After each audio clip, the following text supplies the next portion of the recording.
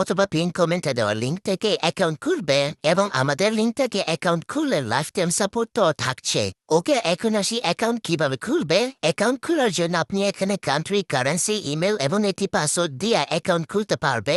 এমনকি আপনি চাইলে সরাসরি ফেসবুক এবং গুগল অ্যাকাউন্টের মাধ্যমে অ্যাকাউন্ট খুলতে পারবে। আমি দুইটা পদ্ধতি দেখিয়ে দিচ্ছি। প্রথমে আপনি এখানে কান্ট্রি থেকে বাংলাদেশ সিলেক্ট করে নিবে এবং আপনি যদি ইন্ডিয়া থেকে হন তাহলে এখানে ইন্ডিয়া সিলেক্ট করবে এবং কারেন্সিতে অবশ্যই ইউএসডি রাখবে। তার নিচে ইমেলের ঘোড়া, আপনি যে ইমেলের মাধ্যমে অ্যাকাউন্ট খুলবেন সেই ইমেলটি লিখবে। পাসওয়ার্ডের ঘরে আপনার অ্যাকাউন্টের জন্য একটি শক্ত পাসওয়ার্ড লিখবে। এরপর নিচের দুটা খালি ঘরে টিক দিবেন এবং রেজিস্টার বাটনে ক্লিক করবে। ব্যাস, তাহলে আপনার অ্যাকাউন্ট খোলা হয়ে যাবে। এটা ছিল অ্যাকাউন্ট খোলার প্রথম পদ্ধতি। এখন চলুন দ্বিতীয় পদ্ধতিটাও দেখে নেওয়া যাক। আপনি যদি নিচের দিকে লক্ষ্য করেন তাহলে এখানে ফেসবুক এবং গুগলের আইকন দেখতে পাবে।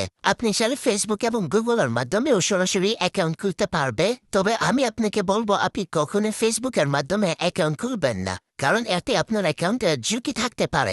নিরাপদ উপায়ে অ্যাকাউন্ট খোলার জন্য অবশ্যই আপনি ইমেল পাসওয়ার্ড দিয়ে অথবা সরাসরি এখানে গুগলের আইকনে ক্লিক করে অ্যাকাউন্ট খুলবে। গুগলের আইকনে ক্লিক করলে এখানে আপনার ফোনের লগ ইন করা সবগুলো জিমেল দেখতে পাবে। আপনি যে জিমেলটি দিয়ে অ্যাকাউন্ট খুলবেন সেই জিমেলটি এখানে সিলেক্ট করবে এবং ডান পাশে থাকা নিচে কন্টিনিউ বাটনে ক্লিক করবে। তাহলে আপনার অ্যাকাউন্ট খোলা হয়ে যাবে। অ্যাকাউন্ট খোলার জন্য আমি আপনাদেরকে দুইটি পদ্ধতি দেখিয়ে দিলাম। এখন আপনি আপনার পছন্দ মতো যে কোনো ভাবে অ্যাকাউন্ট খুলতে পারে। আপনি যেভাবে অ্যাকাউন্ট খুলুন না কেন, অ্যাকাউন্ট খোলার পরে অবশ্যই আপনাকে অ্যাকাউন্ট ভেরিফাই করতে হবে।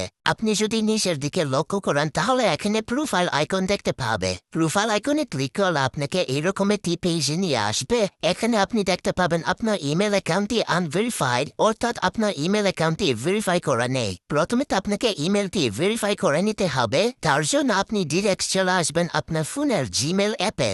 জিমেলে যদি আপনার অন্য কোনো অ্যাকাউন্ট লগ ইন করা থাকে তাহলে আপনি যে জিমেল দিয়ে কোটেক্সে অ্যাকাউন্ট খুলতে চান সেই জিমেলে সুইচ করে নিবে। তাহলে কোটেক্স থেকে ইমেল ভেরিফিকেশনের এরকম একটি মেল দেখতে পাবে। আপনি জাস্ট এই মেলটার উপর ক্লিক করবে।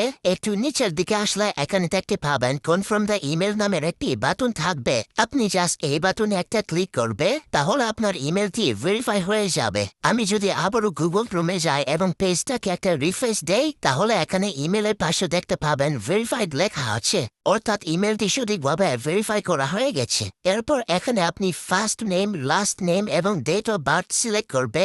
আমি যথাক্রমে আমার নামের প্রথম অংশ, শেষ অংশ এবং আমার জন্ম তারিখ সিলেক্ট করে নিয়েছি। তারপর একটু নিচের দিকে এসে অ্যাড্রেসের ঘরে আপনার আইডি কার্ড অনুযায়ী অ্যাড্রেসটি লিখবে এবং নিচে থাকা সেভ বাটনে ক্লিক করবে। তাহলে দেখতে পাবেন ডকুমেন্ট ভেরিফিকেশনের অপশনটি অন হয়ে যাবে। আপনি এখানে আপলোড ডকুমেন্টস বাটনে ক্লিক করবে।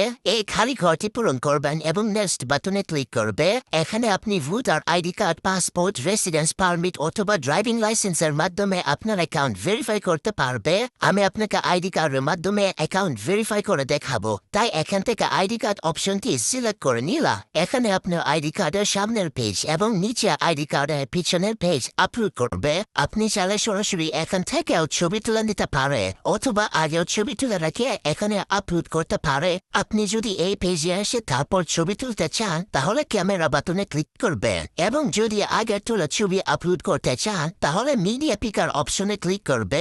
আমি যেহেতু আগে থেকে আমার আইডি কার্ডের ছবি তুলে রেখেছি তাই আমি মিডিয়া পিকার এই বাটনে ক্লিক করা আইডি কার্ডের সামনে এবং পেছনের ছবি আপলোড করে নিচ্ছি। আইডি কার্ডের দুই পাশের ছবি আপলোড করার পর নিচে নেক্সট বাটনে ক্লিক করবে। তাহলে দেখতে পাবেন ইনস্ট্যান্ট আপনার অ্যাকাউন্ট ভেরিফিকেশন সাকসেস হয়ে যাবে। অনেকের ক্ষেত্রে 10 থেকে 15 মিনিট সময় লাগতে পারে। যদি আপনার ডকুমেন্টের ছবি ক্লিয়ার হয় তাহলে সাথে সাথে ভেরিফিকেশন হয়ে যাবে। এখন চলুন পেজটাকে একটা রিফ্রেশ দিয়ে দেখি আমাদের অ্যাকাউন্টের ভেরিফিকেশন সাকসেস হয়েছে কিনা। আমি পেজটাকে রিফ্রেশ করে নিলাম এবং এখানে দেখুন ভেরিফাইড অপশন দেখাচ্ছে।